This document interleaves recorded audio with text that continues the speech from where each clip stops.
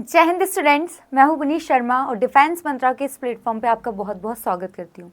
सो tense हमने start किया था, एक हमारा लेक्चर टेंस पे हो चुका है। आई होप जो भी डिस्कस किया गया है वो आपको समझ में आया होगा, और इनकेस नहीं समझ आया तो आप कमेंट डाल सकते हैं, हम उनको नेक्स्ट लेक्चर में एड्रेस करेंगे आपके जो भी कमेंट्स है। अब बारी आती है आगे बढ़ने की, तो चलिए मिलके स्टार्ट करते हैं। तो टेंस आइडेंटिफिकेशन में मैंने आपको कुछ क्वेश्चन तो सॉल्व करा दिए थे, ठीक है। कुछ सेंटेंसेस लिए थे हमने, उनको जाना था, उनको समझा था। अब एक नई बात आ रही है, उसको यहाँ पे ज़रा देखिए। अगर मैं बी की वर्ब फॉर्म्स की बात करूँ,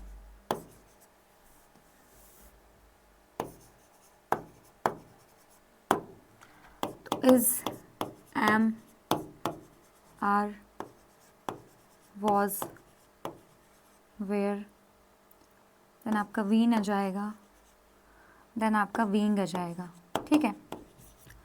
सो ये सब आपके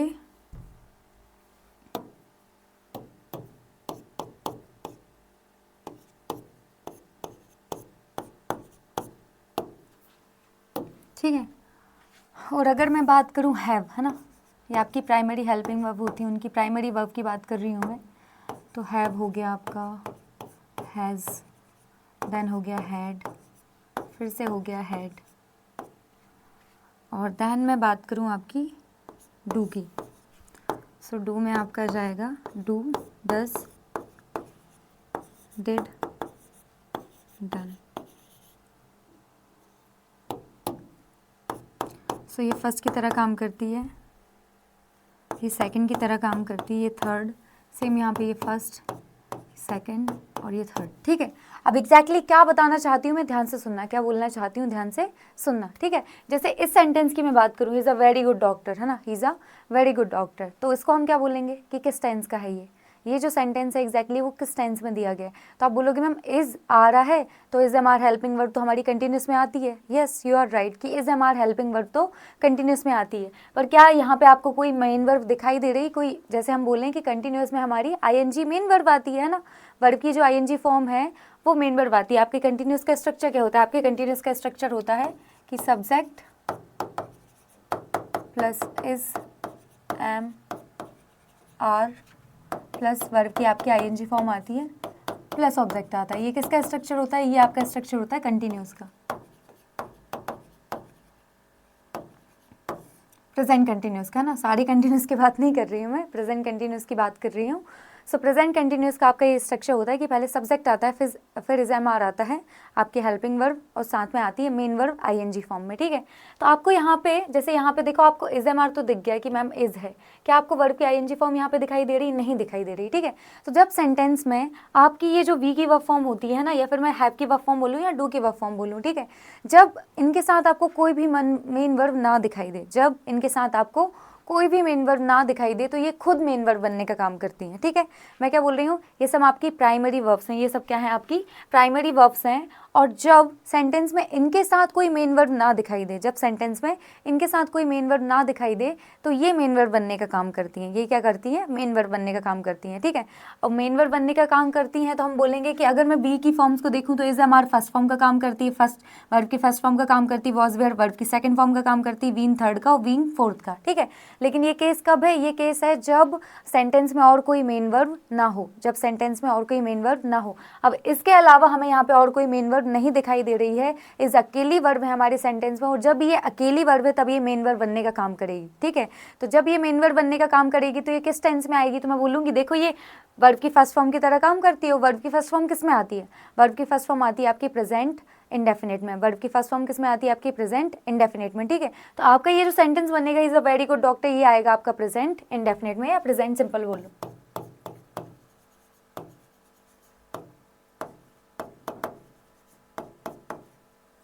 समझ में आ रहा है, समझ में आ रहा है क्या बोला मैंने ये बोला कि हमने जैसे इसको देखा, सेंटेंस में हमने इसको देखा, तो हम बोलते कि is am are helping verb तो हमारी प्रेजेंट कंटिन्यूस में आती है, तो ये सेंटेंस प्रेजेंट कंटिन्यूस होना चाहिए था ना। लेकिन मैंने आपको बोला कि देखो ज़रा, प्रेजेंट कंटिन्यूस का स्ट्रक्चर होता है subject plus is am are plus verb की आईएनजी फॉर्म प्लस ऑब्जेक्ट, ठीक है। तो इज एम आर तो आपको इस तो दिख गया, क्या वर्ब की आईएनजी फॉर्म दिखाई दे रही, नहीं दिखाई दे रही, ठीक है। तो इस केस में जब आपके सेंटेंस में ये जो आपकी फॉर्म्स होती हैं, ये प्राइमरी वर्ब्स जो होती हैं, इनके अलावा अगर कोई मेन वर्ब ना हो, इनके अलावा अगर और कोई मेन वर्ब ना हो तो उस केस में ये खुद मेन वर्ब बनने का काम करती है, ठीक है।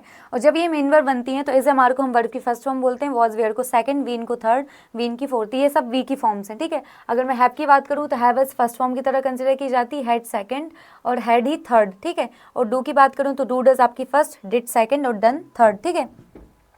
तो इस तरीके से ये फर्स्ट सेकंड थर्ड फॉर्म बनने का काम करती हैं जब सेंटेंस में कोई और मेन वर्ब प्रेजेंट ना हो। मेरी बात ध्यान से सुनना, जब सेंटेंस में कोई और मेन वर्ब प्रेजेंट ना हो, ठीक है। तो यहाँ पे हमें सेंटेंस में और कोई मेन वर्ब नहीं दिखाई दे रही, तो ये सेंटेंस किस में जाएगा? प्रेजेंट सिंपल में। क्यों जाएगा? क्योंकि आपके प्रेजेंट सिंपल में वर्ब की फर्स्ट फॉर्म आती है और इज आपकी वर्ब की फर्स्ट फॉर्म है, ठीक है। तो मेरा ये पर्पज़ है कि हर प्रकार के सेंटेंसेस में आप टेंस को आइडेंटिफाई कर पाएँ, हर प्रकार के सेंटेंसेस में आप टेंस को आइडेंटिफाई कर पाएँ, ठीक है। नेक्स्ट क्वेश्चन देखो, they have a very big house, they have a very big house, है ना। तो हैव की वर्ब फॉर्म जैसे मैंने आपको बताई थी अभी लिख के कि आपकी जो हैव की वर्ब फॉर्म होती है वो क्या होती है? हैव हैज़ को हम फर्स्ट फॉर्म मानते हैं और देन आपका जो हैड है वो सेकंड रहता है और हैड भी थर्ड रहता है, ठीक है। तो ये फर्स्ट हो गई, ये सेकंड हो गई और ये थर्ड हो गई, ठीक है, इस तरीके से। तो क्या यहाँ पे हैव के अलावा आपको कोई मेन वर्ब दिखाई दे रही सेंटेंस में? They have a very big house, इसमें आपको कोई और मेन वर्ब दिखाई दे रही हैव के अलावा? नहीं दिखाई दे रही। तो सेंटेंस में जब कोई और वर्ब नहीं है तो ये मेन वर्ब बनने का काम करती है, ये करते हैं मेन वर्ब बनने का काम करते हैं, ठीक है। सेंटेंस में जब कोई और मेन वर्ब नहीं रहती तो ये खुद ही मेन वर्ब बनने का काम करते हैं, ठीक है। और हम हैव को क्या मानते हैं? वर्ब की फर्स्ट फॉर्म मानते हैं। तो ये सेंटेंस भी आपका जाएगा, तो ये सेंटेंस भी आपका प्रेजेंट सिंपल में जाएगा,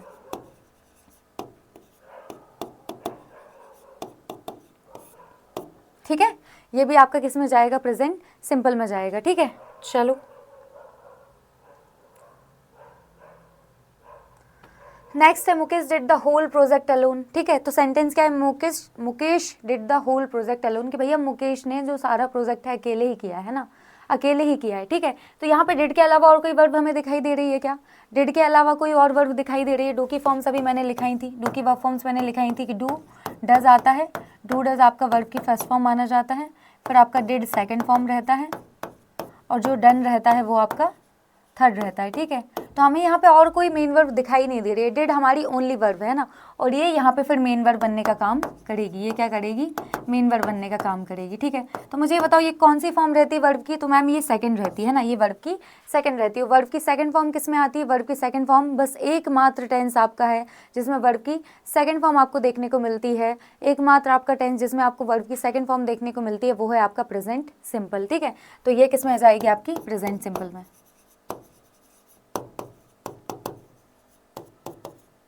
ठीक है। प्रेजेंट सिंपल आपका एकमात्र ऐसा टेंस है, प्रेजेंट सिंपल आपका एकमात्र ऐसा टेंस है जो वर्ब की सेकंड फॉर्म लेता है, ठीक है। तो ये यहाँ पे मेन वर्ब बनने का काम कर रही है, ठीक है, ये यहाँ पे मेन वर्ब बनने का काम कर रही है। और मेन वर्ब बनने का जब ये काम कर रही है तो मैं बोलूँगी कौन सी वर्ब की फॉर्म है? ये है आपकी वर्ब की सेकंड फॉर्म, ठीक है। वर्ब की सेकंड फॉर्म किस टेंस में आती है? तो वर्ब की सेकंड फॉर्म आती है आपकी प्रेजेंट सिंपल में, ठीक है। तो ये सेंटेंस आपका किस में जाएगा? ये सेंटेंस आपका जाएगा प्रेजेंट सिंपल में, ठीक है। क्लियर? तो हमने ये 3 केसेस भी देख लिए ना। इन 3 केसेस में जो अभी मैंने रिसेंटली 2-3 क्वेश्चन सॉल्व कराए, ये तीनों क्वेश्चन में आप देख रहे थे कि मेन वर्ब प्रेजेंट नहीं थी, कोई और मेन वर्ब प्रेजेंट नहीं थी, है ना। कोई और बोल रही हूँ मैं, अगर कोई मेन वर्ब और प्रेजेंट रहती तो ये वहाँ पे हेल्पिंग वर्ब बनने का काम करते, ठीक है। जब साथ में कोई और मेन वर्ब प्रेजेंट रहती तो ये वहाँ पे हेल्पिंग वर्ब बनने का काम करते, लेकिन यहाँ पे सेंटेंस में कोई और मेन वर्ब नहीं थी इसलिए इन्होंने मेन वर्ब बनने का काम किया। जैसे मैं एक एग्जाम्पल यहाँ पे ले लूँ कि हमें सेंटेंस यहाँ पे दिया है कि he is a very good teacher, है ना।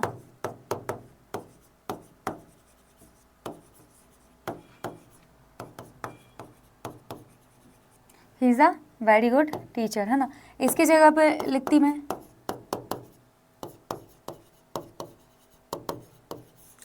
तो देखो आपका जो प्रेजेंट कंटिन्यूअस का जो स्ट्रक्चर होता है ना बेटा, वो होता है ना।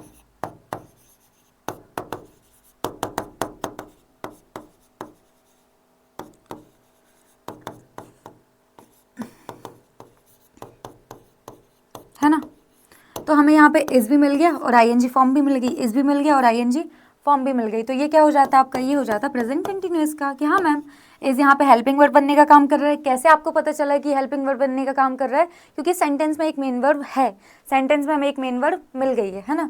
तो ये आपका हो जाता प्रेजेंट कंटिन्यूअस का, है ना।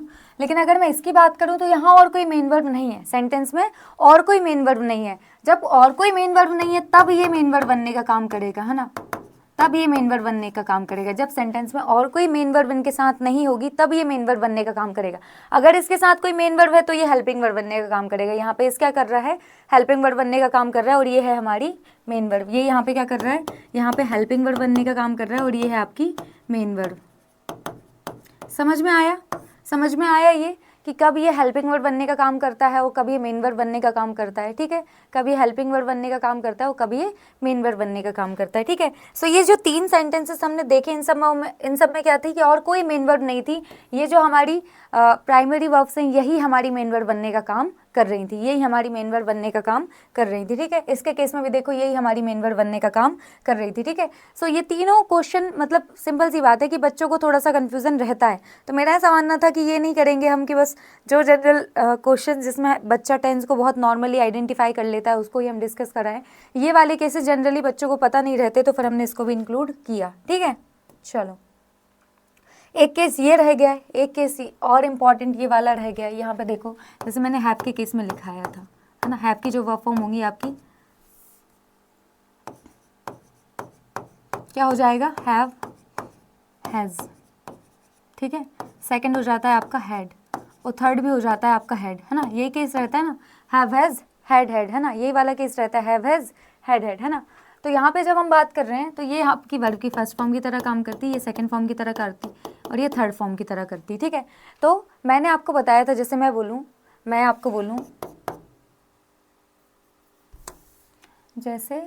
बोलूँ यहाँ पे तो सिंपल सी बात, जैसे मैं बोलूँ I had a car,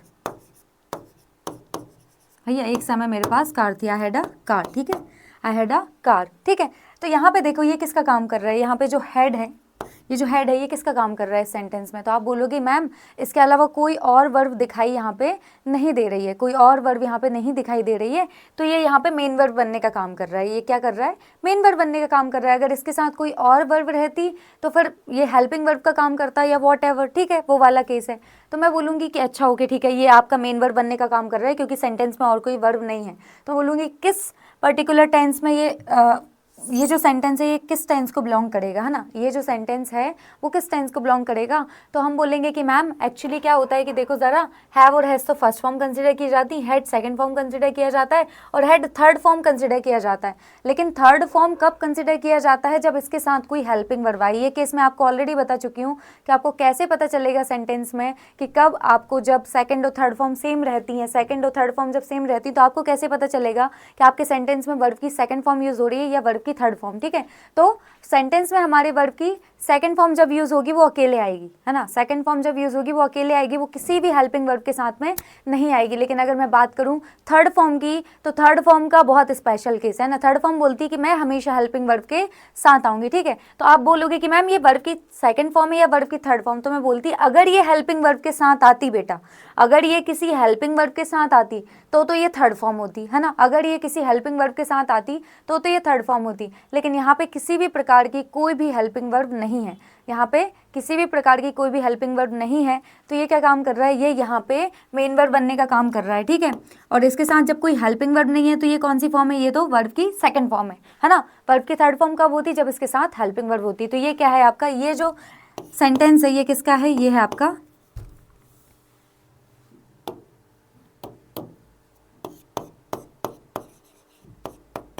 past simple का, ठीक है। ये किसका है, पास्ट सिंपल का। क्यों बता रहे हो मैम, अभी तो, है ना, क्यों बता रहे हो, इसलिए बता रही हूँ क्योंकि ये दोनों केस हमें क्लियरली समझने हैं, ये वाला केस भी और ये वाला केस भी, है ना, कि यहाँ पे जो हेड है वो वर्ब की सेकंड फॉर्म बनने का काम कर रहा है। कैसे पता चला, क्योंकि वर्ब की थर्ड फॉर्म तो हमेशा हेल्पिंग वर्ब के साथ में आती है और यहाँ पे कोई भी हेल्पिंग वर्ब नहीं है। और जब यहाँ पे कोई भी हेल्पिंग वर्ब नहीं है तो हमें समझ में आ गया कि ये यहाँ पे कोई भी हेल्पिंग वर्ब नहीं है, ये तो मतलब वर्ब की सेकंड फॉर्म है ना, ये तो वर्ब की सेकंड फॉर्म है। अगर यहाँ पे हेल्पिंग वर्ब होती तो ये थर्ड फॉर्म बनने का काम कर रही होती, ये थर्ड फॉर्म बनने का काम कर रही होती, ठीक है। तो अब ये वाला केस है कि I have had dinner with Radhika Apte, है ना। तो मैंने राधिका आप्टे के साथ क्या किया, डिनर किया। अब ये वाला केस हमें देखना है। सो इसका केस क्या है कि हमें क्या दिख रहा है, I have had dinner with Radhika Apte, है ना। तो इसमें देखो ज़रा कि आपको दो हैव की फॉर्म दिखाई दे रही है, हैव भी दिखाई दे रहा है और हैड भी दिखाई दे रहा है, ठीक है। और जैसे ही ऐसे साथ में दिखाई देता है ना हैव और हैड, मतलब हैव की दो वर्ब फॉर्म साथ में दिखाई देती है ना, तो बच्चों को उसी टाइम पर टेंशन होने लगती है, अच्छा ये किस में आएगा, ये कैसे आएगा, ठीक है। तो मैंने अभी आपको इस केस में बताया था कि देखो जब ये अकेला लिखा है हैड, है ना, तो हमें समझ में आ गया ये कौन सी फॉर्म है, वर्ब की सेकंड फॉर्म है, ठीक है। तो कैसे पता चला मैम, क्योंकि वर्ब की सेकंड फॉर्म अकेली आती है, हैड और हैड सेकंड फॉर्म भी है और थर्ड फॉर्म भी है, ठीक है। और जो आपकी वर्ब की थर्ड फॉर्म है वो हमेशा एक हेल्पिंग वर्ब के साथ आती है, वो हमेशा एक हेल्पिंग वर्ब के साथ आती है, ठीक है। तो मैंने बोला कि यहाँ पे हमें हेल्पिंग वर्ब दिखाई दे रही है, हमें यहाँ पे हेल्पिंग वर्ब दिखाई दे रही है हेड के साथ में, तो हमें ये एक बात क्लियर हो गई कि ये तो वर्ब की थर्ड फॉर्म है ना। एक बात तो हमें क्लियर हो गई कि ये क्या है, ये तो वर्ब की थर्ड फॉर्म है, ठीक है। और वर्ब की थर्ड फॉर्म किस में आती है मैम, वर्ब की थर्ड फॉर्म किस में आती है, परफेक्ट में आती है। वर्ब की थर्ड फॉर्म किस में आती है, परफेक्ट में आती है, ठीक है। तो ये क्या है, परफेक्ट भी है, ठीक है मैम, ये तो परफेक्ट हो गया।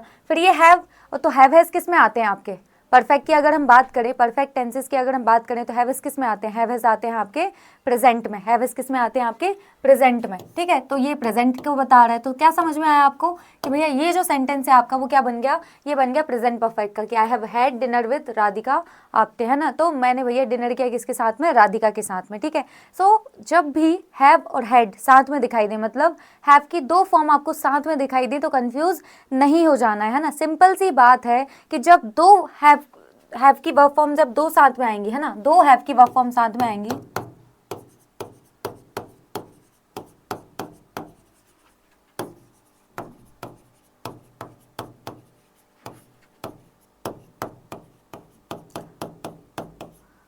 ठीक है। दो हैव की वर्ब फॉर्म साथ में आएंगी, हैव की वर्ब फॉर्म मैं ऑलरेडी बता चुकी हूँ, ठीक है। यहाँ पे फिर से लिख देती हूँ,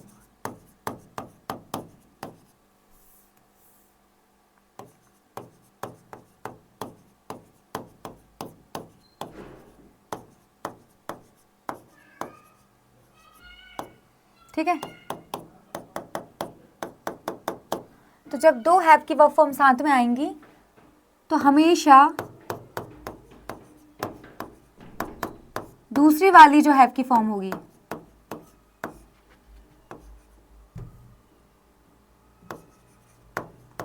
हैड होगी। इसका क्या मतलब है मैम, इसका ये मतलब है, जैसे इस सेंटेंस में देख सकते हैं हैव की दो फॉर्म साथ में आई है ना। एक तो यहाँ पे आपकी फर्स्ट फॉर्म भी देखने को मिली है जो हेल्पिंग वर्ब बनने का काम कर रही है, और यहाँ पे सेकंड फॉर्म, थर्ड फॉर्म देखने को मिली है, ठीक है। क्योंकि आपकी जो हैव की थर्ड फॉर्म रहती है वही हेल्पिंग वर्ब के साथ में आती है, ये बात मैं आपको ऑलरेडी बता चुकी हूँ, ठीक है। तो मैं ये बताना चाह रही हूँ कि जब दो हैव की फॉर्म्स एक साथ में देखने को मिलेंगी तो हमेशा सेकेंड वाली जो होगी वो क्या होगी, हेड होगी, है ना। कि जब भी दो हैव की वर्ब फॉर्म साथ में आएंगी तो ये मेक श्योर करना कि सेकंड वाली हमेशा कौन सी होगी, हेड होगी, ठीक है। सेकंड वाली कौन सी होगी, हेड होगी। और दूसरी बात, ये बात याद रख लो, दूसरी बात ये याद रख लो कि वो जो सेंटेंस होगा वो परफेक्ट का होगा,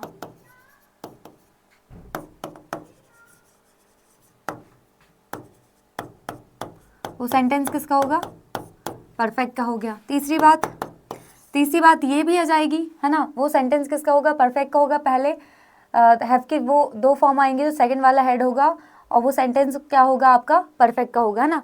और फिर इसके बाद अगर हम बात करें कि मैम ठीक है, मतलब हैव और हेड आपने बता दिया कि जब भी दो हैव की वर्ब फॉर्म आएंगी तो सेकंड वाली हेड आएगी, और उसके बाद जो आपकी सेकंड फॉर्म होगी वो सेकंड वाली फॉर्म जो होगी वो कौन सी होगी, हमेशा हेड होगी, ठीक है। सो यहाँ पे देखो ये सेम चीज़ यहाँ पे लागू हो रही है, जिसको मैंने बताया कि दो हैव की वर्ब फॉर्म है और सेकंड वाली कौन सी आपकी, हेड है, ठीक है। और हेड क्या बनेगी यहाँ पे, हेड आपकी वर्ब की थर्ड फॉर्म बनेगी। हेड क्या बनेगी आपकी, वर्ब की थर्ड फॉर्म बनेगी, क्योंकि वर्ब की थर्ड फॉर्म ही हमेशा हेल्पिंग वर्ब के साथ में आती है। तो ये बात और लिख लेते हैं हम,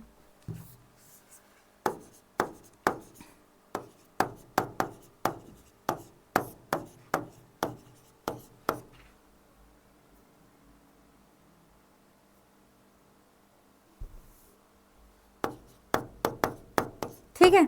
एक क्वेश्चन और सॉल्व करते हैं, और इसको समझते हैं। क्या लिखा है, I had dinner before you came, ठीक है। तो मैंने हैव की वर्ब फॉर्म्स आपको बता दी हैं, हैव हैज, हैड, हैड, ठीक है, हैव हैज, हैड, हैड, है ना। तो यहाँ पे देखो जरा, इस सेंटेंस में देखो क्या लिखा है, I had dinner before you came, ठीक है। तो मैंने बोला कि हैड जब भी किसी हेल्पिंग वर्ब के साथ में आती है, हैड जब भी किसी हेल्पिंग वर्ब के साथ में आती है तो वो क्या करती है, वो वर्ब की थर्ड फॉर्म रहती है। वो क्या रहती है, वर्ब की थर्ड फॉर्म रहती है। तो ये यहाँ पे क्या कर रहा है, हैड आपकी वर्ब की थर्ड फॉर्म बनने का काम कर रहा है। और जब ये वर्ब की थर्ड फॉर्म बनने का काम कर रहा है तो ये किसका केस है, ये केस है आपके परफेक्ट का। ये किसका केस है, ये परफेक्ट का केस है, ठीक है, परफेक्ट का केस है, ठीक है मैम। अब ये कौन सा परफेक्ट है ये भी बता दो, कौन सा परफेक्ट है आखिर। तो सिंपल सी बात है कि हैड जो आपकी हेल्पिंग वर्ब आती है वो किस परफेक्ट टेंस में आती है। हैड जो आपकी हेल्पिंग वर्ब आती है वो किस टेंस में आती है, तो वो आती है आपके पास्ट में। किस में आती है, पास्ट में। तो आपका सेंटेंस किसका बन जाएगा, इस सेंटेंस बन जाएगा आपका पास्ट परफेक्ट का।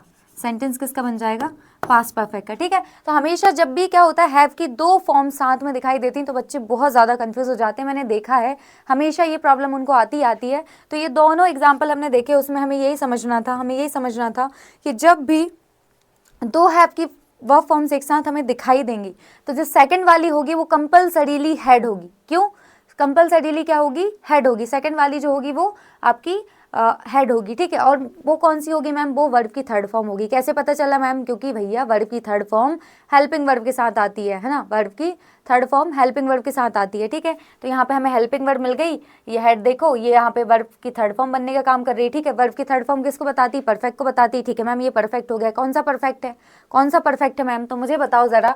हैव और हैज हेल्पिंग वर्ब, हैव और हैज हेल्पिंग वर्ब किस में आती है आपकी, हैव और जो हैज़ हेल्पिंग वर्ब आती है और उसके साथ वर्ब की थर्ड फॉर्म आता है, ये किसका स्ट्रक्चर है मैम, ये तो हमारा प्रेजेंट परफेक्ट का स्ट्रक्चर है।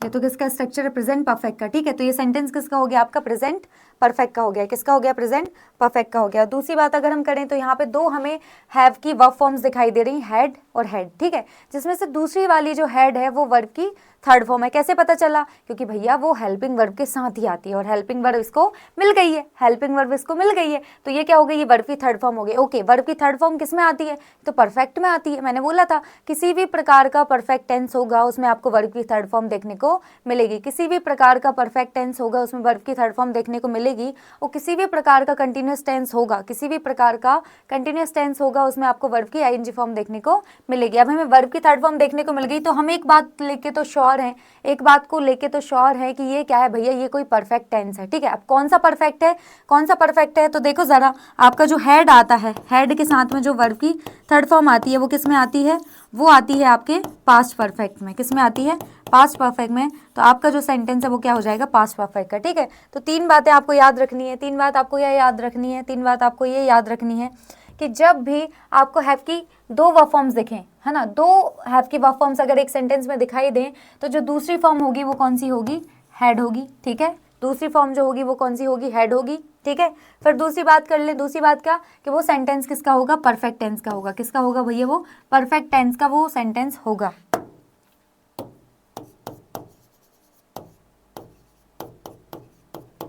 ठीक है। और तीसरी बात मैंने आपको क्या याद कराई, तीसरी बात मैंने आपको ये याद कराई कि हेड आपकी वर्ब की थर्ड फॉर्म होगी। सिंपल सी बात है, हेड आपकी वर्ब की थर्ड फॉर्म होगी, तभी तो वो हेल्पिंग वर्ब के साथ आई है ना, ठीक है। तो ये बात हमें क्लियर करनी थी, तो ये हमने क्लियर कर ली, ठीक है। चलो आगे बढ़ते हैं, चलो आगे बढ़ते हैं। अब यहाँ पे ध्यान लगाओ, ये वाला केस देखो ज़रा, ये वाला सेंटेंस पढ़ो, क्या लिखा है, she was scolded bye her mother, है ना, she was scolded bye her mother, ठीक है। तो ये जो केस है, ये वाला सेंटेंस अगर हम देखें और इसके नेक्स्ट वाला भी सेंटेंस देखें, they have been rewarded by the CM, they have been rewarded by the CM, ठीक है। तो ये दोनों सेंटेंस हमारे किसके हैं, पैसिव के हैं। दोनों सेंटेंस किसके हैं, पैसिव के हैं, क्योंकि आप देखो मैम टेंस कर ही रहे हैं, टेंस कर ही रहे हैं, तो पैसिव का भी बता दो, है ना, पैसिव का भी बता दो कि पैसिव में कैसे टेंस आइडेंटिफाई करते हैं, ठीक है। तो पैसिव की जो सिंपल सी प्रोसेस होती है वो ये होती है, जो मैं आपको ऑलरेडी लास्ट क्लास में बता चुकी हूँ। मैंने क्या बताया था कि पैसिव की आपकी जो सिंपल सी प्रोसेस होती है, जैसे मैं बोलूँ,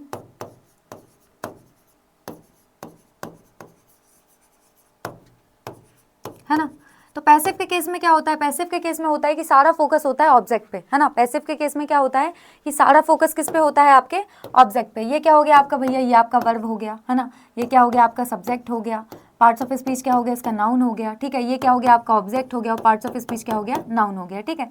तो ये आपका ऑब्जेक्ट है और ये क्या है आपका,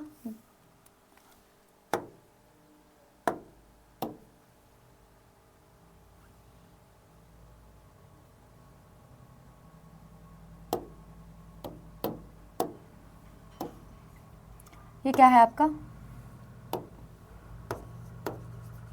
ये आपका सब्जेक्ट, ठीक है।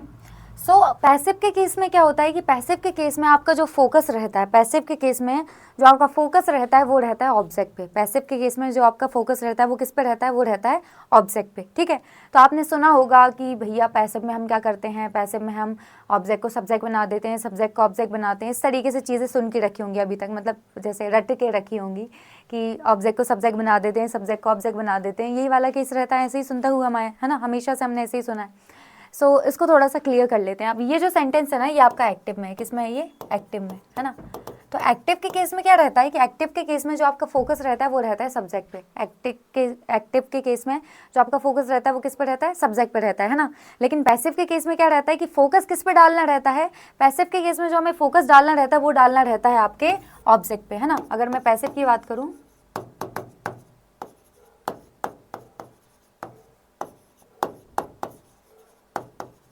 पैसिव के केस में जो फोकस रहता है ऑब्जेक्ट पे डालना रहता है, किस पे, ऑब्जेक्ट पे।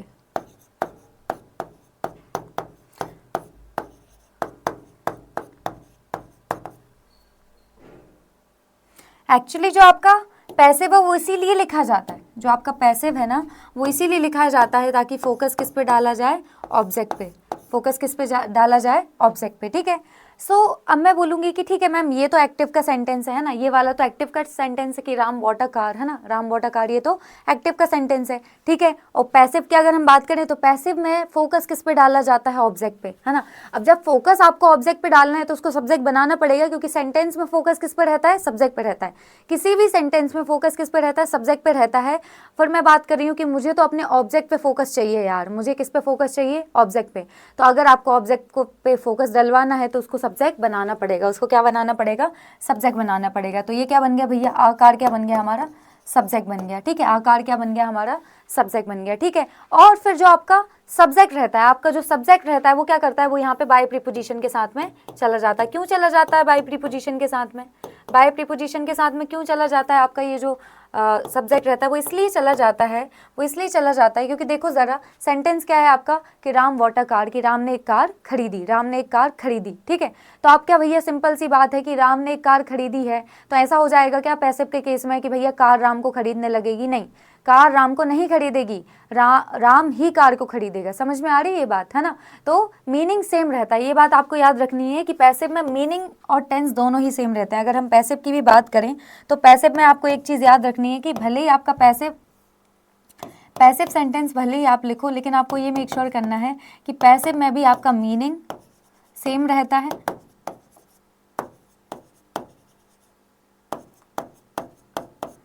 और ऐसा नहीं कि बस मीनिंग ही सेम रहता है ना, आपका जो टेंस है वो भी सेम रहता है,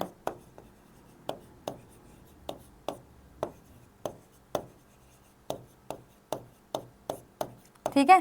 सो मीनिंग और टेंस दोनों सेम रहते हैं, मीनिंग और टेंस दोनों सेम रहते हैं पैसिव के केस में, ठीक है। तो जैसे एक्टिव में आपका मीनिंग निकल रहा था कि राम ने कार खरीदी, है ना, राम ने कार खरीदी, तो फिर पैसिव में भी यही मीनिंग निकलेगा, पैसिव में भी यही मीनिंग निकलेगा कि राम ही कार को खरीदेगा, कार राम को नहीं खरीदने लगेगी, है ना, राम ही कार को खरीदेगा, कार राम को नहीं खरीदने लगेगी, ठीक है। तो हम पैसिव बनाएंगे कि भैया एक कार राम के द्वारा खरीदी गई, है ना। तो ये जो के द्वारा वाला मीनिंग है, के द्वारा वाला जो मीनिंग है ना, वो बाय प्रीपोजिशन से दिया जाता है ना। ये जो के द्वारा वाला जो मीनिंग है ना,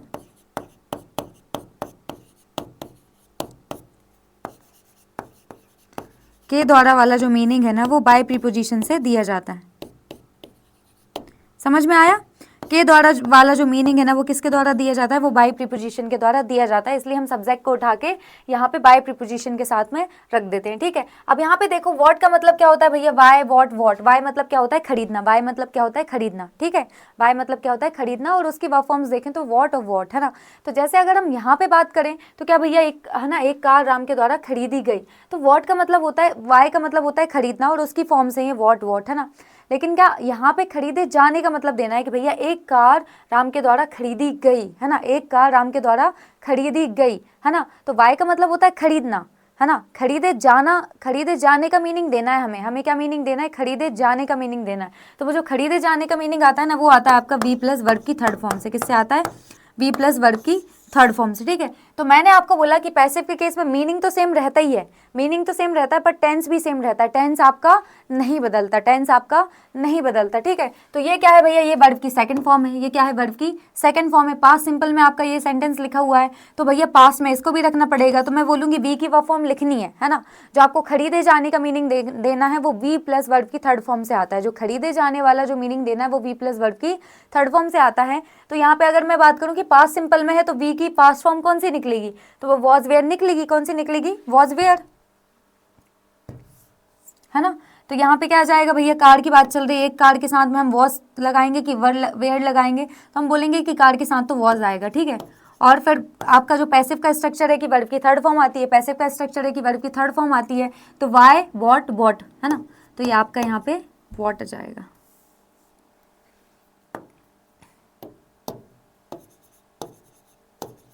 है ना। तो ये पैसिव का आपका सेंटेंस बन जाएगा, a car was bought by Ram, a car was bought by Ram, है ना। ये आपका कौन सा स्ट्रक्चर हो गया, ये आपका पैसिव का स्ट्रक्चर हो गया, ठीक है। तो बस दो चार चीज़ों का ध्यान रखना है, उसके अलावा ऐसा कुछ मेरे हिसाब से टफ है नहीं। फोकस भैया हमें ऑब्जेक्ट पे डालना पड़ता है, इसलिए ऑब्जेक्ट को सब्जेक्ट बना देते हैं। आप रटाने के बाद नहीं रटा, ओ ऑब्जेक्ट को उठा के सब्जेक्ट बना दो, ऑब्जेक्ट को उठा के सब्जेक्ट बना दो। क्यों बना दो भैया, फोकस उस पर रखना है, फोकस उस पर रखना है तो उसको सब्जेक्ट बनाना पड़ेगा, ठीक है। फिर उसको बाय प्रीपोजिशन के साथ लगा दो, क्यों लगा दो भैया, मीनिंग चेंज नहीं कर सकते, मीनिंग तो वही रहेगा ना कि राम ने कार को खरीदा भैया, है ना, राम ने कार को खरीदा, मीनिंग तो वही रहना चाहिए ना, खरीदने वाला तो राम ही रहना चाहिए। ऐसा तो नहीं होगा आप कार आके राम को खरीद के ले जाएगी, नहीं, है ना। तो वही वाला मीनिंग हमें देखना है, के द्वारा वाला कि भैया कार खरीदेगी राम के द्वारा, तो वाई प्रीपोजिशन लगाएंगे। और फिर यहाँ पे हमें पता है कि वॉट का मतलब तो खरीदना होता है, खरीदे जाना वाला मीनिंग देना है, इसलिए ये वाला स्ट्रक्चर फॉलो किया जाता है, वी प्लस वर्ब की थर्ड फॉर्म, ठीक है। उसके साथ एक और जो इंपॉर्टेंट बात है आपको पैसिव के केस में याद रखनी है, एक और इंपॉर्टेंट बात जो आपको पैसिव के केस में याद रखनी है वो और बता देती हूँ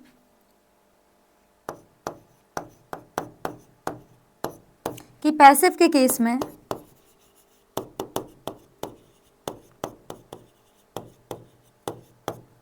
जनरली ऑब्जेक्ट देखने को नहीं मिलता है,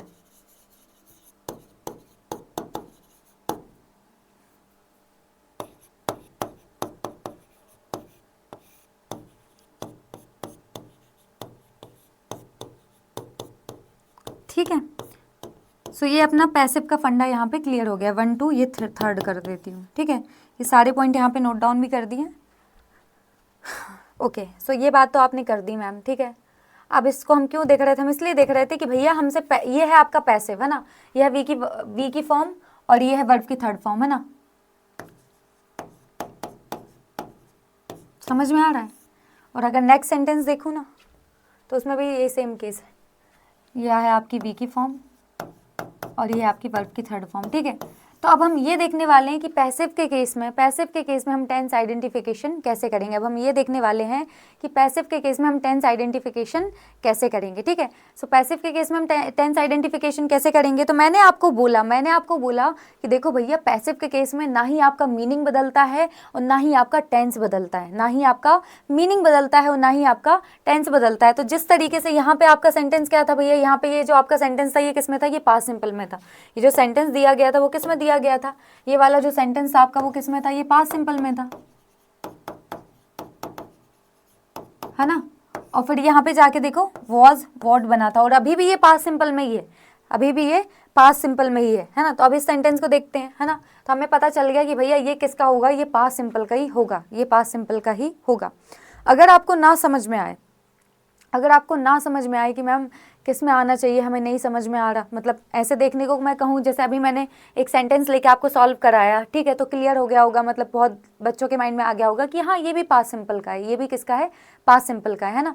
तो देखो एक दो तरीके बता रही हूँ, एक तो आप ये कर सकते हो कि इमेजिन करो भैया कि अच्छा जब ये एक्टिव सेंटेंस होगा तब ये क्या होगा, है ना, एक्टिव सेंटेंस होगा तो ये क्या होगा, है ना। तो एक्टिव सेंटेंस जब होगा तो क्या होगा, तो ये सेंटेंस अगर आपका एक्टिव का होता, है ना, अगर ये सेंटेंस एक्टिव का होता तो वो क्या होगा, है ना। ऐसा आप इमेजिन करोगे तो उस केस में आपको क्लियर हो जाएगा कि यार एक्टिव में तो ये पास्ट सिंपल में होगा इसलिए तो ऐसा बना है, तो फिर आप आइडेंटिफाई करके लगा सकते हो, ठीक है। लेकिन ये भी बच्चों को थोड़ा सा हैवी पड़ता है, ये भी बच्चों को थोड़ा सा भारी पड़ता है कि यार इमेजिन करना कि ये एक्टिव में कैसा बना होगा, है ना। तो एक सिंपल सी ट्रिक है कि आपको क्या करना है, आपको इसको हटा देना है, ये जो वी की वर्ब फॉर्म है इसको हटा देना है और फिर देखना है कि स्कोल्डेड है और ये स्कोल्डेड जो आपकी वर्ब आती है ये वर्ब की अकेली आई है ना, इसको हटा देना है, इसको वी की वर्ब फॉर्म को आपको हटा के देखना है। तो वी की वर्ब फॉर्म अगर आप हटा के देखेंगे, वी की वर्ब फॉर्म अगर आप हटा के देखेंगे तो आपको लगेगा स्कोल्डेड अकेला लिखा है, और स्कोल्डेड अगर अकेला है तो ये वर्ब की सेकंड फॉर्म होगी, और वर्ब की सेकंड फॉर्म किस में आती है, पास्ट सिंपल में। तो ये क्या हो जाएगा आपका पास्ट सिंपल का हो जाएगा, ये किसका हो जाएगा आपका पास्ट सिंपल का हो जाएगा। एक तरीका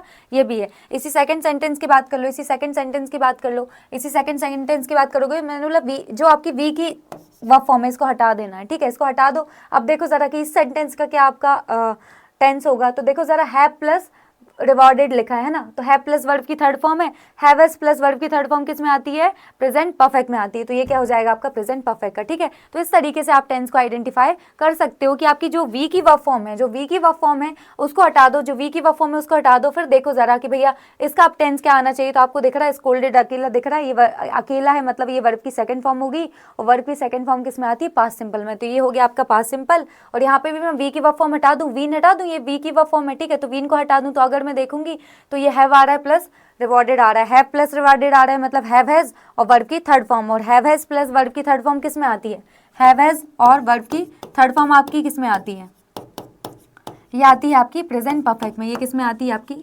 प्रेजेंट परफेक्ट में, ठीक है, ये आपकी प्रेजेंट परफेक्ट में आती है। तो ये आपका क्या हो गया प्रेजेंट परफेक्ट, ठीक है।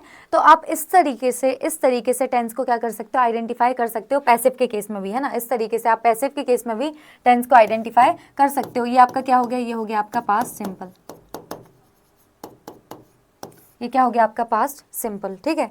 नेक्स्ट अगर बात कर लें तो ये आपका प्रेजेंट परफेक्ट हो चुका है, ठीक है। अब इसको देखो जरा, इस सेंटेंस को एक बार देखना, इस सेंटेंस को एक बार देखो जरा,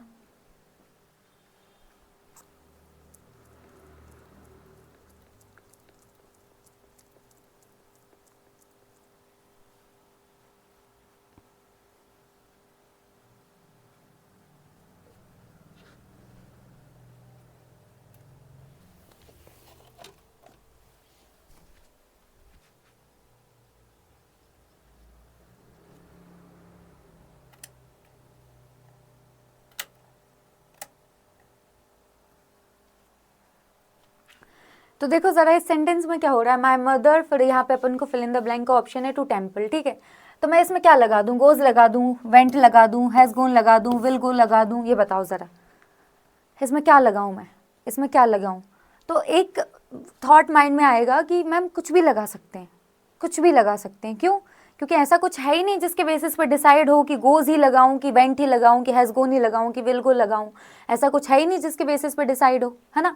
तो मैं बोलूँगी यस यू आर राइट कि हम कुछ भी लगा सकते हैं, क्योंकि हमें पता ही नहीं चल रहा ना कि एग्जैक्टली किस पर्टिकुलर टेंस की बात यहाँ पे चल रही है। कुछ हिंट्स तो होने चाहिए ना, कुछ हिंट्स होते तो हमें क्लियर हो जाता, कुछ हिंट्स अगर होते तो हमें क्लियर हो जाता कि यार इस पर्टिकुलर टेंस का ये होगा, है ना। लेकिन इसी की जगह अगर मैं यहाँ पे क्या कर दूँ, यहाँ पे मैं कर दूँ कि माय मदर, यहाँ पे कर दूँ डेली, है ना, क्या कर दूँ डेली। तो अब ये डेली ने बता दिया कि यहाँ क्या आना चाहिए, गोज आना चाहिए, है ना, समझ रहे हो। अगर मैं डेली लगा दूं तो आपको पता है कि भैया ये काम रोज हो रहा है, प्रेजेंट की हैबिट की बात चल रही है, प्रेजेंट की हैबिट की बात चल रही है, हैबिचुअल एक्शन है प्रेजेंट का। तो हैबिचुअल एक्शन जो प्रेजेंट का रहता है उसके केस में अगर हम बात करें तो वर्ब की कौन सी फॉर्म आएगी, हमारी वर्ब की सिंगुलर फॉर्म आएगी, मतलब फर्स्ट फॉर्म आएगी, और उसमें हम एस और एस लगा देंगे सिंगुलर फॉर्म बनाने के लिए, ठीक है। ये वाली बात क्लियर हो गई। डेली ने आपको बता दिया जो आपका एडवर्ब ऑफ प्रेजेंट है, एग्जैक्टली एडवर्ब ऑफ प्रेजेंट है, उसने आपको बता दिया कि भैया ये देखो ये प्रेजेंट का एक्शन है, ये प्रेजेंट की हैबिट है, और प्रेजेंट की जो हैबिट रहती है उसको हम किस में बताते हैं, उसको बताते हैं प्रेजेंट इंडेफिनिट में, है ना,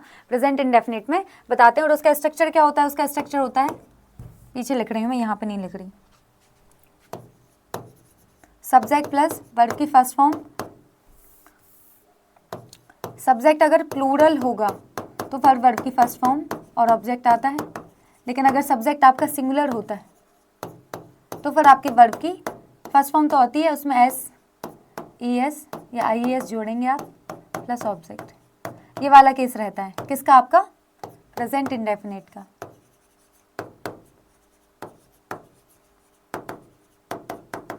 है ना, यही रहता है। और सिंपल सी बात है, क्या क्या बात होती है भैया प्रेजेंट इंडेफिनिट में, हैबिचुअल एक्शन बताएंगे, और क्या बताएंगे, यूनिवर्सल ट्रुथ बताएंगे, और क्या बताएंगे, जनरल फैक्ट बताते हैं, और आपकी जो प्रोवर्ब जिनको आप कहावतें बोलते हैं वो भी आपकी प्रेजेंट इंडेफिनेट में ही बताई जाती हैं। ठीक है, ये वाली क्लियर हुई। तो हैबिचुअल एक्शन की बात चल रही है भैया, ये डेली ने बता दिया ना ये काम रोज हो रहा है, ये डेली ने बता दिया कि ये काम रोज हो रहा है, तो अब आप श्योर हो गए, आप बिल्कुल पक्के हो गए कि यहाँ पे गोज आना चाहिए, यहाँ पे वर्ब की फर्स्ट फॉर्म आएगी। और भैया ये सिंगुलर सब्जेक्ट है, माय मदर, भैया मेरी मदर एक ही मदर है ना, तो सिंगुलर सब्जेक्ट है, तो सिंगुलर सब्जेक्ट के साथ सिंगुलर वर्ब आती है ना। क्या होता है कि आपका जो सब्जेक्ट वर्ब एग्रीमेंट है वो ये बोलता है, सब्जेक्ट वर्ब एग्रीमेंट ये बोलता है कि वर्ब जैसा आपका सब्जेक्ट रहेगा वैसी वर्ब आएगी, है ना। अगर सब्जेक्ट आपका सिंगुलर तो वर्ब सिंगुलर, और अगर सब्जेक्ट आपका प्लूरल तो वर्ब प्लूरल, है ना। सब्जेक्ट सिंगुलर है तो वर्ब की सिंगुलर फॉर्म हमने लगा दी। ठीक है, अब ये डेली की जगह अगर मैं यस्टरडे कर देती,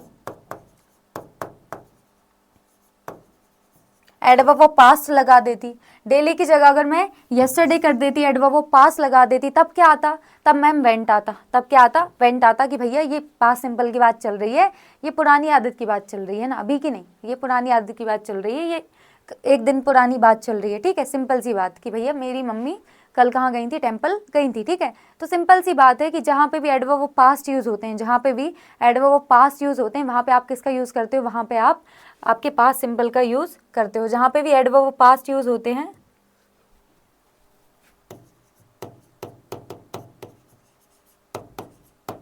अभी बताऊंगी एडवर्ब ऑफ पास्ट भी, है ना, स्लाइड रखी है मैंने।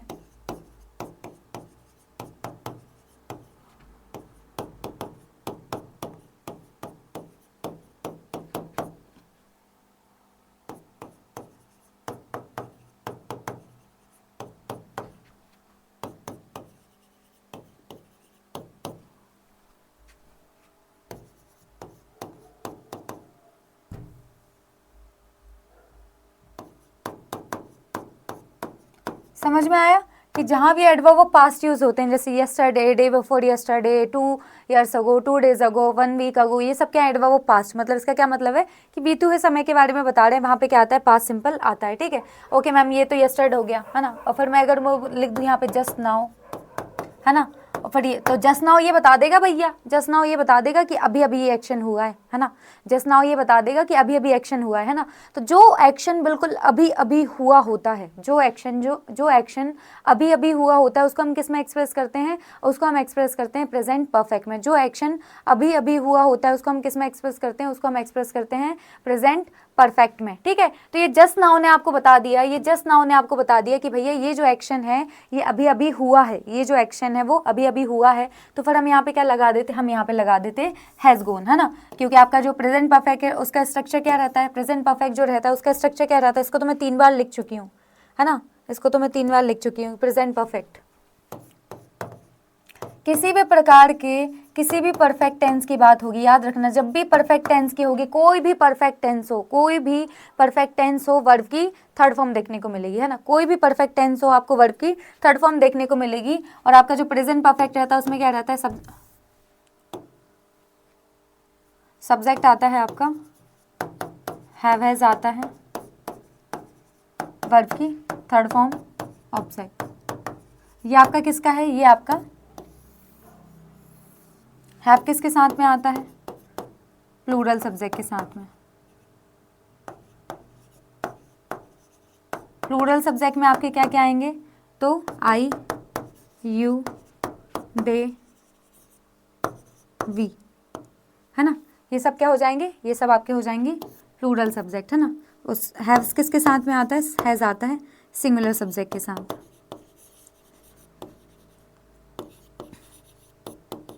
सिंगुलर सब्जेक्ट क्या होते हैं आपके, सिंगुलर सब्जेक्ट होते हैं आपके ही, शी, इट और कोई भी नेम, ये क्या होंगे आपके, ये सब आपके सिंगुलर सब्जेक्ट होंगे। ठीक है, सो ये हमने सिंगुलर प्लूरल सब्जेक्ट भी देख लिए कि हैव किसके साथ में आता है, हैज़ किसके साथ में आता है, ये थोड़ी बात भी क्लियर होनी चाहिए। पता बहुत टाइम तक मैंने देखा है बच्चों को यही बात क्लियर नहीं होती, हैव कहाँ आ रहा है, हैज़ कहाँ आ रहा है। मतलब मैं ये सबकी बात नहीं कर रही हूँ, but most of the cases में ये रहता है कि बच्चों को पता ही नहीं रहता। ठीक है, तो ये वाला केस आपका किसका है, प्रेजेंट परफेक्ट का, ठीक है। और प्रेजेंट परफेक्ट में आप वो बात करते हैं, जैसे 2-3 चीज़ें हैं वो सेपरेटली अभी मैं डिस्कस कराऊंगी, क्योंकि मैं ये नहीं चाहती कि जो इंपॉर्टेंट है वो बच्चों को क्लियर ना हो, ठीक है। तो उसको तो मैं सेपरेटली बात करूंगी कि क्या 2-3 बातें हम प्रेजेंट परफेक्ट में करते हैं। उनमें से एक बात ये भी है कि जो काम अभी अभी हुआ है, जो काम अभी अभी हुआ है, अभी अभी कंप्लीट हुआ है, उसको हम किस में एक्सप्रेस करते हैं, प्रेजेंट इंडेफिनिट में एक्सप्रेस करते हैं। जो काम अभी अभी हुआ है, में से 2-3 कंडीशन है प्रेजेंट परफेक्ट की, है ना। प्रेजेंट परफेक्ट की 2-3 कंडीशन है, उसमें से एक कंडीशन ये भी रहती है कि जो काम अभी अभी हुआ है।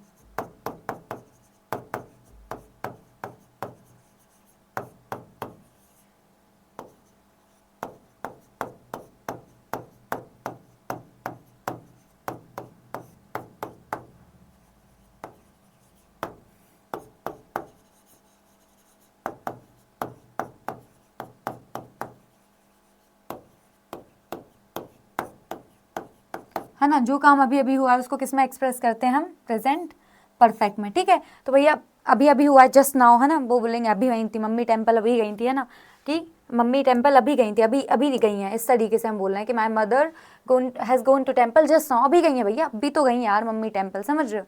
तो यहाँ पे क्या आ जाएगा, यहाँ पे हैज़ गोन आ जाएगा, ठीक है, क्योंकि किसने बता दिया, जस्ट नाउ ने बता दिया, ठीक है। किसने बता दिया, जस्ट नाउ ने बता दिया। अगर मैं यहाँ पे टुमारो लिख दूँ तो फिर यहाँ पे क्या आ जाएगा, यहाँ पे आ जाएगा विल गो, है ना, कि भैया कल मम्मी मेरी टेम्पल जाएंगी, है ना। तो यहाँ पे मेरा आपको ये समझाने का मैं यहाँ पे ये समझाना चाहती हूँ कि केस देखो यहाँ पे कि आप जैसे अगर यहाँ पे कुछ भी नहीं लिखा होता, यहाँ पे ये कुछ भी नहीं लिखा होता, है ना, यहाँ पे ऐसा कुछ भी नहीं लिखा होता, तो इसमें से हम कोई भी वर्ब फॉर्म पुट कर देते, ये पूरी तरीके से सही होता। यहाँ पे हम कोई भी वर्ब फॉर्म पुट कर देते, ये पूरी तरीके से सही होता, ठीक है। तो एग्जाम में भैया उस एग्जामिनर को आपको हिंट देनी पड़ेगी, है ना, आपको हिंट देनी पड़ेगी कि भैया देखो ये जो वर्ड्स हैं, ये जो एडवर्ब ऑफ पास्ट हैं, जो एडवर्ब ऑफ प्रेजेंट हैं, एडवर्ब ऑफ फ्यूचर हैं, ये सब किस में आते हैं, ये इनका स्पेसिफिक जगह है कि एडवर्ब ऑफ पास्ट किस में आता है, आपका पास्ट सिंपल में आता है। एडवर्ब ऑफ प्रेजेंट किस में देखने को मिलता है, आपको प्रेजेंट सिंपल में देखने को मिलता है। और अगर एडवर्ब ऑफ फ्यूचर हम बात करें तो वो आपका सिंपल फ्यूचर में देखने को मिलता है, ठीक है। तो ये वाली बात हो जाएगी कि ये सब चीज़ें आपको हिंट बनने का काम करेंगी, ये सब आपको क्या करेंगी, हिंट बनने का काम करेंगी। तो ऐसे अगर आपको सेंटेंस नॉर्मली दे जाए तो आप इसमें से कोई भी वर्ड पुट करोगे, आपका आंसर सही रहेगा। तो एग्जामिनर को आपको हिंट देनी पड़ेगी और वो वर्ड्स हिंट की तरह काम करेंगे। वो आपको बताएंगे कि भैया ये जो सेंटेंस है ये प्रेजेंट सिंपल में आना चाहिए, या पास्ट सिंपल में आना चाहिए, या फ्यूचर सिंपल में आना चाहिए, या पास्ट परफेक्ट में आना चाहिए, जैसे मैंने आपको अलग अलग एग्जाम्पल से यहाँ पे बताया, ठीक है। इतनी बात क्लियर हो गई। अब यहाँ पे देखो ज़रा, यहाँ पे देखो ज़रा,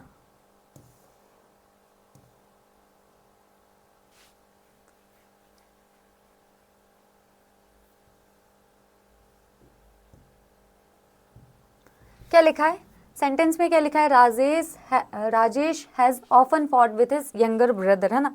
तो इसकी थोड़ी सी बात कर लूँ मैं पहले प्रेजेंट इंडेफिनिट की, है ना। अभी जो बात की थी वहीं पे ऐड करती हूँ, ये वाला केस है ना प्रेजेंट इंडेफिनिट का, कि आपके जो हैबिचुअल एक्शन रहते हैं, ठीक है, यूनिवर्सल ट्रुथ रहते हैं, जनरल फैक्ट रहते हैं, प्रूवर्ब रहते हैं, ये सब किस में आते हैं, ये सब आते हैं आपके प्रेजेंट इंडेफिनिट में। कैसे वर्ड्स देखने को मिल जाएंगे आपको, तो आपको ऐसे वर्ड्स देखने को मिल जाएंगे जैसे everyday, often, daily,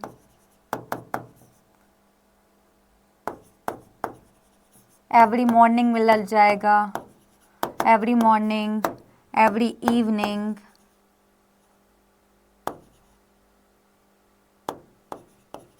every evening मिल जाएगा, है ना। Okay, every morning, every evening, every afternoon, है ना। फिर डेली हो गया, फिर मैं बोलूँगी जनरली हो गया, रेगुलरली हो गया, है ना, ऑलवेज हो गया। तो ये सारे वर्ड्स आपको क्या बता रहे हैं, ये सारे वर्ड्स आपको बता रहे हैं कि भैया ये जो चीज़ है वो रिपीट होती है। एवरी ईयर भी मिल सकता है आपको, एवरी ईयर, एवरी वीक, है ना, ये भी वर्ड्स देखने को मिल सकते हैं। Every year, every week, every month, never भी मिल सकता है भैया, कभी नहीं होता ये काम, ठीक है। तो ये जो सारे वर्ड्स हैं ना, ये आपकी हिंट बनने का काम करेंगे। क्या करेंगे, ये हिंट बनने का काम करेंगे, ठीक है। ये सब वर्ड्स हैं आपके हिंट बनने का काम करेंगे कि भैया ये जो सारे वर्ड्स हैं ये या तो आपको प्रेजेंट सिंपल में दिखाई देंगे या तो पास्ट सिंपल में दिखाई देंगे, इसके अलावा किसी में नहीं दिखाई देंगे, है ना। ये आपको या तो प्रेजेंट सिंपल में दिखाई देंगे, जब आपको पास्ट की हैबिट बतानी पड़ेगी, जब आपको पास्ट की हैबिट बतानी रहेगी तो ये वर्ड्स आपको किस में दिखाई देंगे, पास्ट सिंपल में। लेकिन अगर कोई प्रेजेंट की हैबिट बतानी है, अगर कोई प्रेजेंट की हैबिट बतानी है तो फिर ये उसमें भी दिखाई देंगे, है ना। तो पास्ट की हैबिट और प्रेजेंट की हैबिट दोनों के लिए, पास्ट प्लस प्रेजेंट दोनों की हैबिट के लिए ये यूज होते हैं।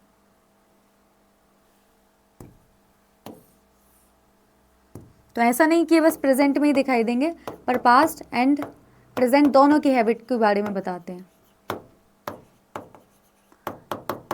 ठीक है। तो ये सब वर्ड्स आपको प्रेजेंट में देखने को मिलेंगे। अब यहाँ पे देखो जरा, ये वाला सेंटेंस देखो क्या लिखा है, Rajesh has often fought with his younger brother. अब यहाँ पे वर्ड क्या लिखा है, ऑफन, ठीक है। तो ये ऑफन वर्ड ने आपको बता दिया कि मैं किस में आऊंगा, मैं प्रेजेंट सिंपल में आऊंगा। मैं किस में आऊंगा, प्रेजेंट सिंपल में। भैया वो लड़ते रहते हैं, ये लोग अक्सर लड़ते रहते हैं ना। तो ये प्रेजेंट की हैबिट है, ये किसकी हैबिट है, इनकी प्रेजेंट की हैबिट है कि Rajesh has often fought with his younger brother, कि भैया वो अक्सर अपने छोटे भाई से लड़ता रहता है, ठीक है। तो ये इनकी हैबिट है, प्रेजेंट की हैबिट है, ऑफन ने आपको बता दिया। तो ये सेंटेंस ऐसा बनेगा,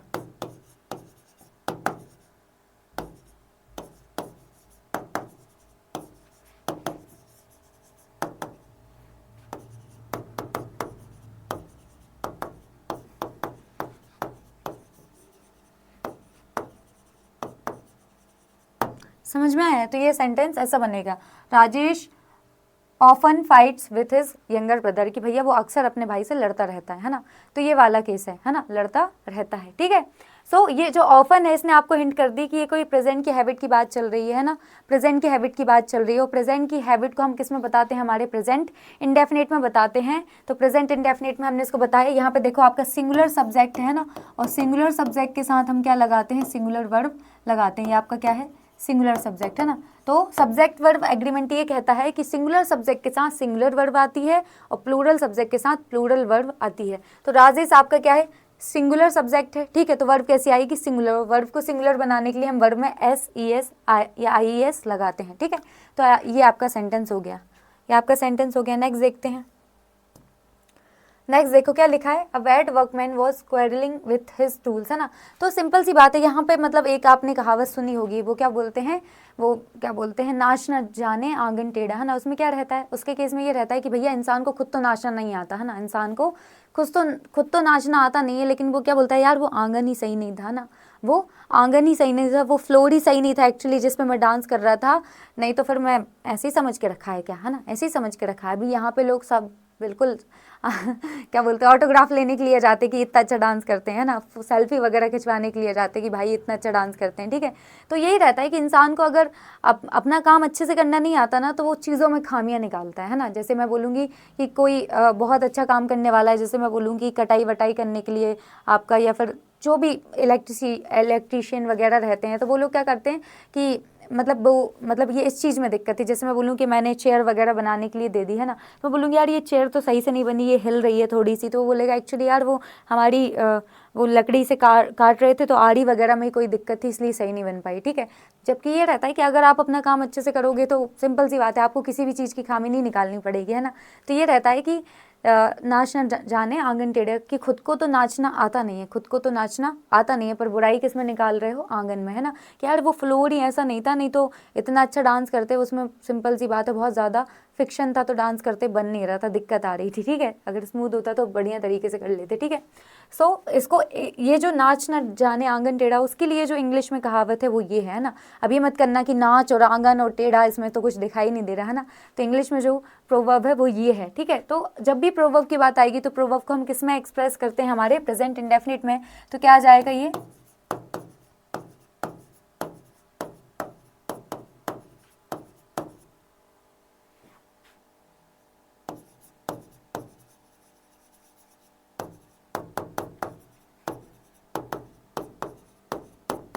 ठीक है। प्रेजेंट इंडेफिनिट में हम इसको लिख देंगे, क्योंकि हम प्रोवर्ब को किस में लिखते हैं, प्रोवर्ब को हम प्रेजेंट इंडेफिनिट में लिखते हैं।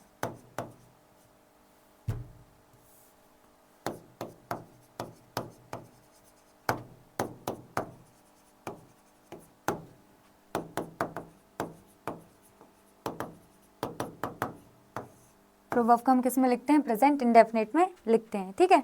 चलो ये वाला सेंटेंस देखो जरा, ये वाला सेंटेंस देखो क्या बोला गया है सेंटेंस में।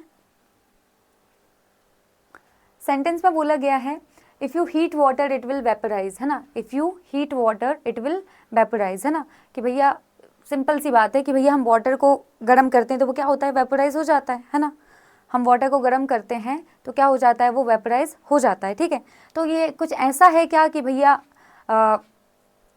आज ही होता है, पहले नहीं होता था, मतलब ये तो एक जनरल फैक्ट है ना कि वाटर को अगर हम हीट करेंगे वो क्या होगा, वेपराइज होगा। आज से 10 साल पहले भी वाटर को अगर हीट करते थे तो वो वेपराइज होता था, आज भी करते हैं वाटर को हीट तो भी वो वेपराइज होता है, और आगे जाके भी अगर वाटर को हीट करेंगे तो भी वो वेपराइज होगा, है ना। तो ये सिंपल सी बात है कि ये तो जनरल फैक्ट हो गया ना आपका,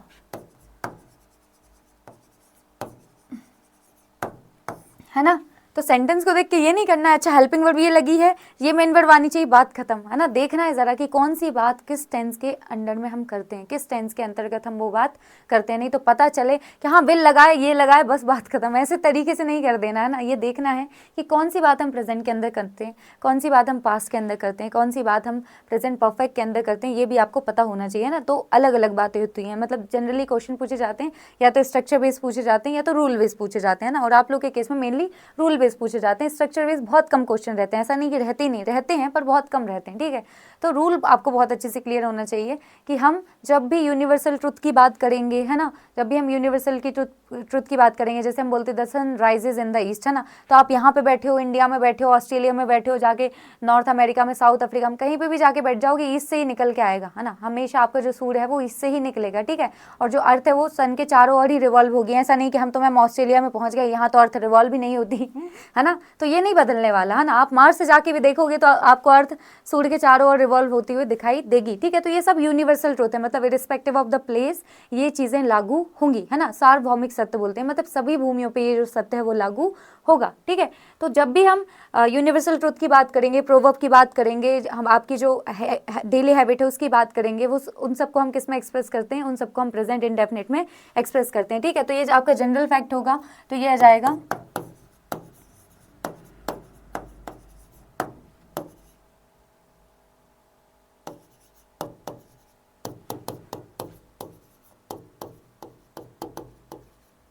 कि अगर आप वाटर को क्या करते हो, हीट करते हो, तो वो क्या करेगा, वो वेपराइज करेगा, ठीक है। तो ये आपका क्या है, ये आपका जनरल फैक्ट है, तो ये इसके अकॉर्डिंग बनेगा, है ना। आप इसको फ्यूचर में नहीं पहुंचा सकते हो, ठीक है। और अगर हम फ्यूचर इसकी प्रेजेंट कंटिन्यूस की बात कर लें, अगर हम प्रेजेंट कंटिन्यूस की बात कर लें तो देखो ज़रा इन वर्ड्स को देखो, तो ये जो सारे वर्ड्स हैं ये आपको प्रेजेंट कंटिन्यूस में देखने को मिलते हैं, है ना, क्योंकि प्रेजेंट कंटिन्यूस में हम वही बात करते हैं जो प्रेजेंट में चल रहा है ना। प्रेजेंट कंटिन्यूस में जिस एक्शन को हम एक्सप्रेस करते हैं वो एक्शन प्रेजेंट में प्रोसेस में रहेगा, है ना। प्रेजेंट कंटिन्यूस में आप जिस भी एक्शन की बात करोगे वो क्या रहेगा, वो प्रोसेस में रहेगा। जैसे मैं बोलूँगी कि मैं अभी आपको पढ़ा रही हूँ, आई एम टीचिंग, है ना, सो मैं अभी आपको पढ़ा रही हूँ, तो इस बात को मैं बोल सकती हूँ कि भैया ये अभी काम ये प्रेजेंट में चल रहा है, ठीक है। जो काम अभी चल नहीं रहा आप उसको नहीं बता सकते। जैसे मैं बोलूँ कि मैं अभी आपको पढ़ा रही हूँ, फिर मैं बोलूँ मैं गाना गा रही हूँ, नहीं भैया ये बात है ही नहीं, मैं गाना गा ही नहीं रही, मैं गाना गाते समय ही ये बोल सकती हूँ कि मैं गा रही हूँ, ठीक है।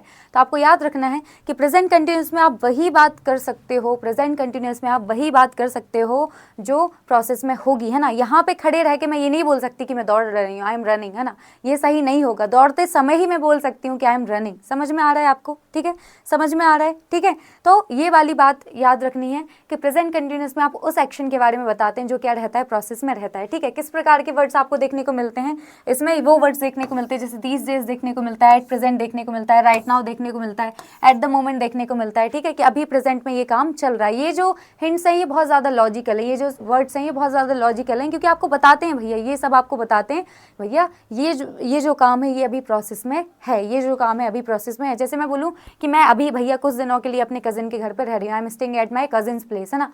तो ये मैंने जो सेंटेंस बनाया, मैंने क्या बनाया,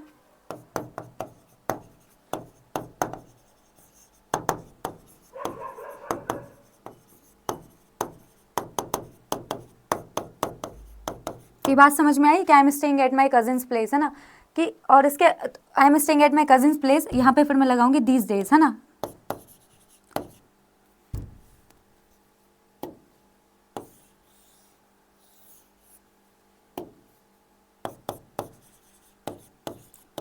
ये पूरा एक ही सेंटेंस है ना कि I am staying at my cousins place these days, है ना।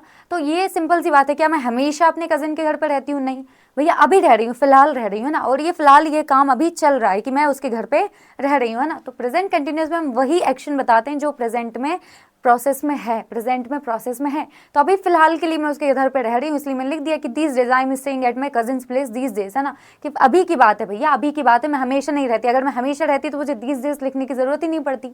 अगर मैं हमेशा ही अपने कजिन के घर पर रहती तो मुझे दीज डेज लिखने की जरूरत ही नहीं पड़ती। तो ये जो सारे हिंट्स हैं, ये जो सारे वर्ड्स हैं, आपको प्रेजेंट कंटिन्यूस में देखने को मिलते हैं। ये जो सारे वर्ड्स हैं ये आपको प्रेजेंट कंटिन्यूस में देखने को मिलते हैं। अगर मैं इस सेंटेंस की बात करूं, अगर मैं इस सेंटेंस की बात करूं कि आई एम वॉचिंग अ मूवी, है ना, इस सेंटेंस को अगर मैं ले लूं, बोलूं आई am watching a movie,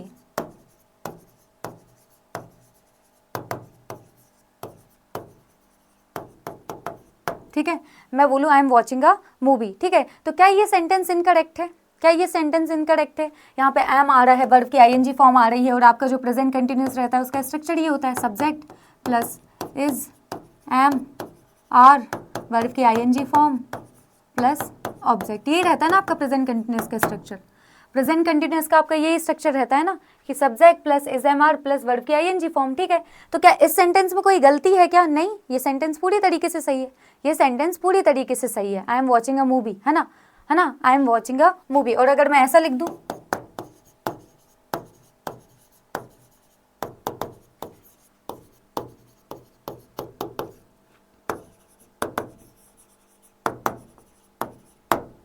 I am watching a movie और I am watching a movie right now, तो क्या नीचे वाला गलत हो गया? क्या नीचे वाला गलत हो गया जब ऊपर वाला सही है? दोनों ही सही हैं, दोनों ही सेंटेंस सही है। ध्यान से देखो, दोनों ही सेंटेंस सही हैं। वो तो सिंपल सी बात है कि एग्जामिनर को आपको हिंट देना पड़ेगा कि भैया ये जो सेंटेंस है ये आपको प्रेजेंट कंटिन्यूस में बनाओ।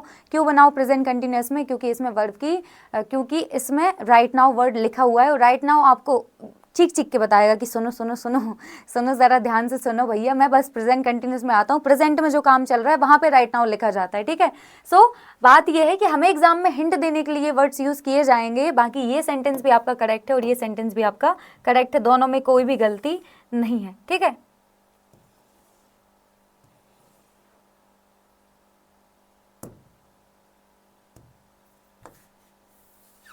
अब यहाँ पे देखो, I stay in Bangalore these days, ये देखो जरा, I stay in Bangalore these days, क्या लिखा है? I stay in Bangalore these days.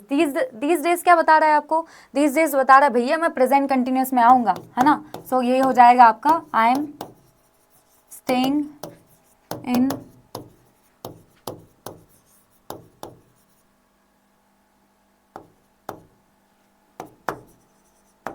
है ना। तो अगर मैं हमेशा बेंगलोर में रहती, अगर मैं हमेशा बेंगलोर में रहती तो मैं ये थोड़ी ना बोलती भैया कि दीज डेज, है ना। अभी की बात है, अभी की बात है कि अभी बेंगलोर में रह रहे हैं, अभी बेंगलोर में रह रहे हैं, तो किस में जाएगा? ये प्रेजेंट कंटिन्यूस में जाएगा, है ना। नेक्स्ट अगर मैं बात करूँ, ये वाला सेंटेंस देखो, he waits for you outside the park at present, है ना, कि he waits for you outside the park at present, ये वर्ड है। ये वर्ड ने आपको हिंट दे दी कि भैया अभी ये प्रेजेंट में ये काम चल रहा है, प्रेजेंट में ये काम चल रहा है। तो सेंटेंस क्या बनेगा भैया? ये प्रेजेंट कंटिन्यूस में जाएगा। So he is waiting for you outside the park at present. समझ में आया? ये वाली बात क्लियर हुई, है ना। तो ये जो सारे वर्ड्स हैं वो आपको हेल्प करेंगे कि भैया ये बात आपको प्रेजेंट कंटिन्यूस में करनी है, या पास्ट में करनी है, या परफेक्ट में करनी है, वो वाली बात है ना। उसके केस में आप क्या यूज़ करते हो? आप अपने प्रेजेंट कंटिन्यूस को यूज़ करते हो, ठीक है। चलो, सो फिलहाल के लिए इसको इतना रखते हैं। नेक्स्ट सेशन में बाकी जो बचा हुआ है उसको कंप्लीट करेंगे। आई होप जितना भी डिस्कस किया है वो समझ में आया होगा। Thank you so much for watching. मिलते हैं नेक्स्ट क्लास में, और इनकेस आपकी कोई और स्पेशल रिक्वायरमेंट हो क्लासेस को लेके तो आप कमेंट सेक्शन में पोस्ट कर सकते हैं। Thank you so much. जय हिंद।